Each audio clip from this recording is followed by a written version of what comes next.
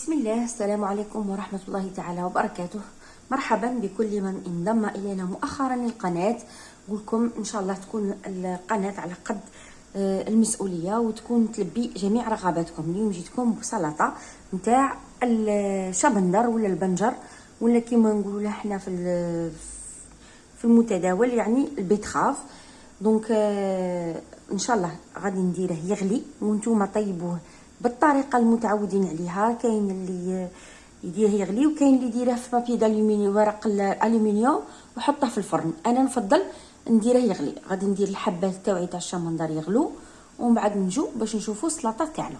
بعد ما خلينا البيتخاف تاعنا غلا، ها ولا نقشروه مع بعض ونخلوه يعني عاده فيه هذيك السخونيه، ما نخلوش حتى يبرد تماما. انا راه شويه دافي دونك نجمو نقشروه بسهوله.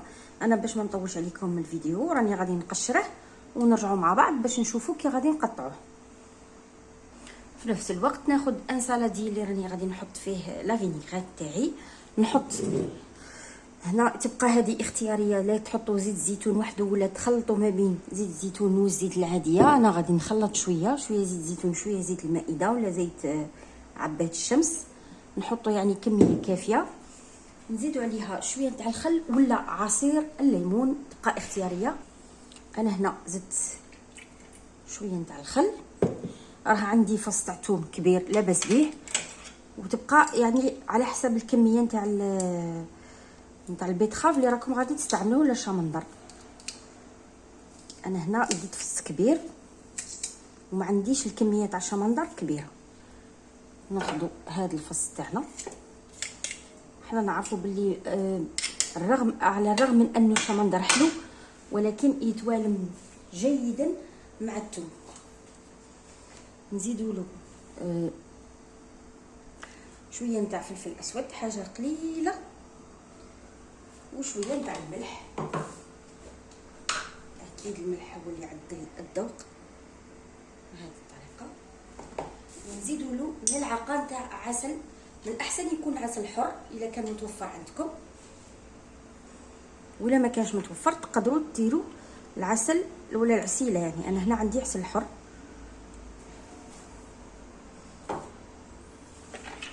ونخلطوا بهذه الطريقه. هنا ايضا اللي يبغوا يضيفوا الكزبر ولا المعدنوس تبقى اختياريه ايضا. هذه هي لا فينيغريت اللي رانا غادي نخدموا بها.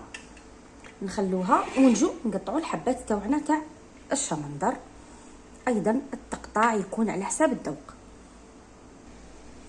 انا نبغي نقطع دائما السلطات نبغي نقطعهم صغار، وهنا ماذا بيكم تخلوه كيما راه دافي.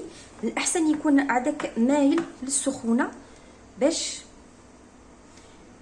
ياخذ الذوق نتاع لا فينيغريت. مهم جدا يكون سخون.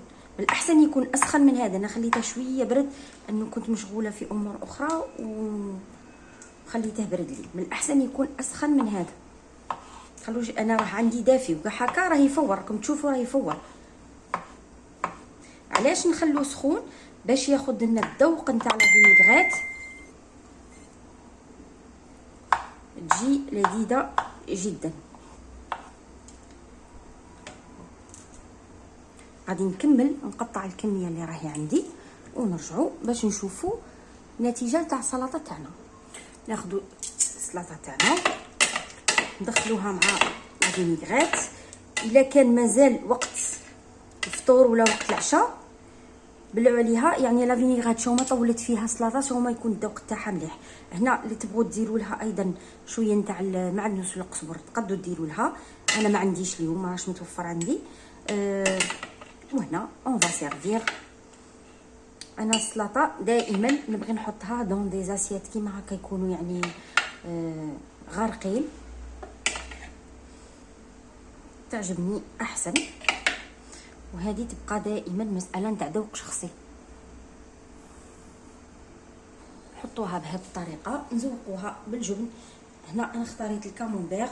تقدروا اللي يفضل الجبن تاع الماعز يقد يديرها بالجبن تاع الماعز. انا ما ناكلوش، على بالي باللي هو لذيذ جدا ومعروف ومشهور، ولكن لا غالب انا لا استسيغه.